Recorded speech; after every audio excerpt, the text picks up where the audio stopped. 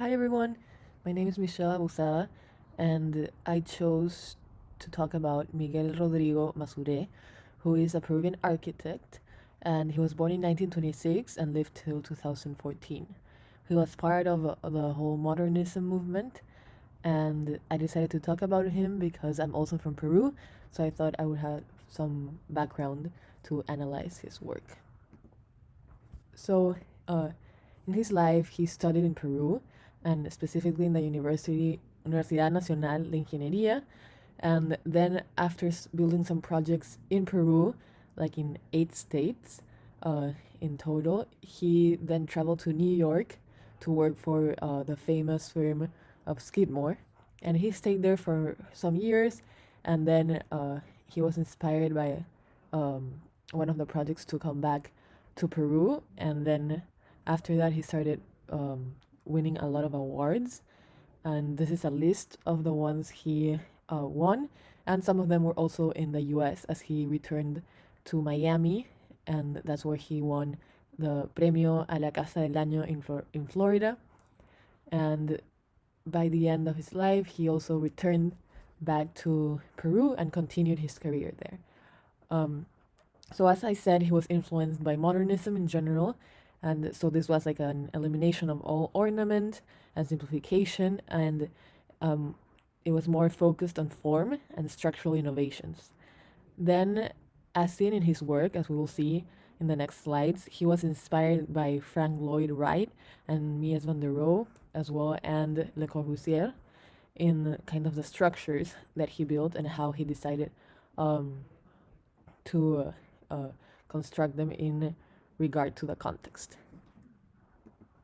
So, one of his projects is Casa Chavez, which he built in 1958. And by immediately seeing these images, you can see a clear resemblance to Frank Lloyd Wright. And as this house is very horizontal and it fits in well with this like arid landscape of of the Peruvian mountains in Lima, and uh, the most characteristic part of this house that is similar to Frank Lloyd Wright is the center fireplace, which was kind of the heart of the house for him, and this acted as a pinwheel for the rest of the house to disinvolve. And as well, he was very focused on these new materials of concrete and glass mixing together in a very seamless uh, and simple way that highlighted certain details of the house. For example, like the roof, which was extended from the walls, and this created also more horizontality. And then the columns that follow the structure of Le Corbusier as well are highlighted by the contrasting colors of the window frames versus the pillars that are of a darker or black color. And then he also divided the space into two main areas, which was common, like in dividing things by function. So one part, which is actually laying in the ground to the right, is the public areas like the kitchen and the living room, etc. And then you have to cross a bridge to the other side, to the left, which is full of the private areas and the rooms. And this part is elevated by the actual construction. And as well, as you can see, it's very integrated into what was already there, since the stairs are kind of built into the ground.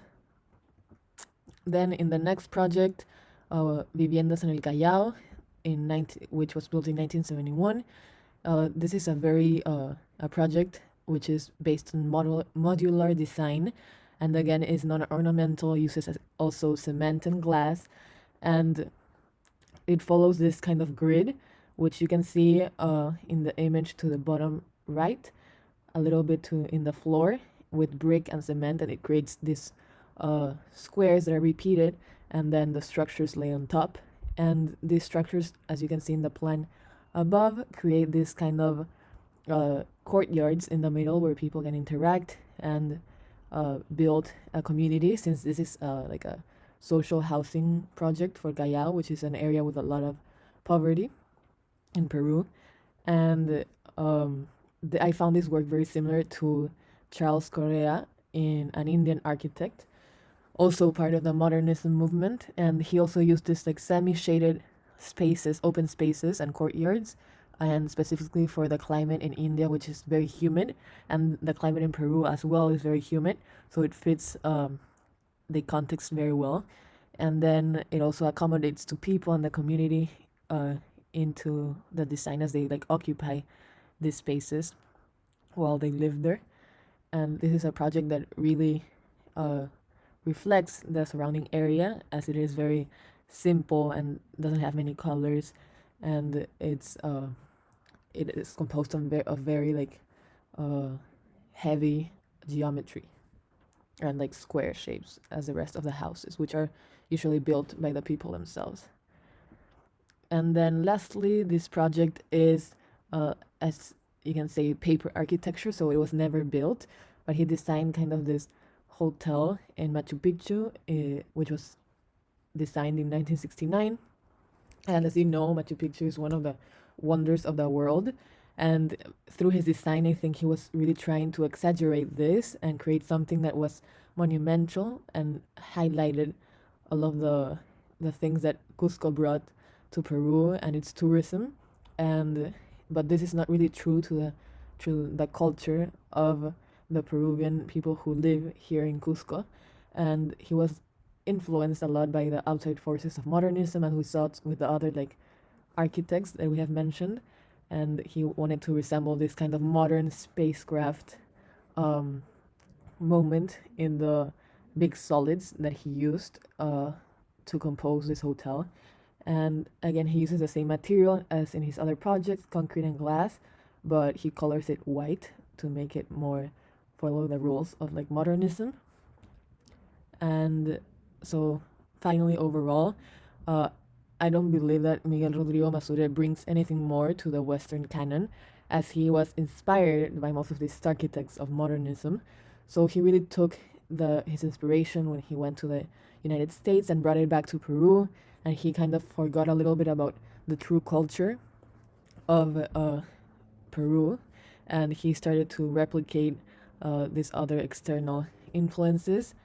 And the project that I liked the most, because it like stemmed away from this, was the housing in Callao, because he really it fitted like seamlessly into the entire context. It wasn't trying to be this like monumental thing, and at the end it was very successful.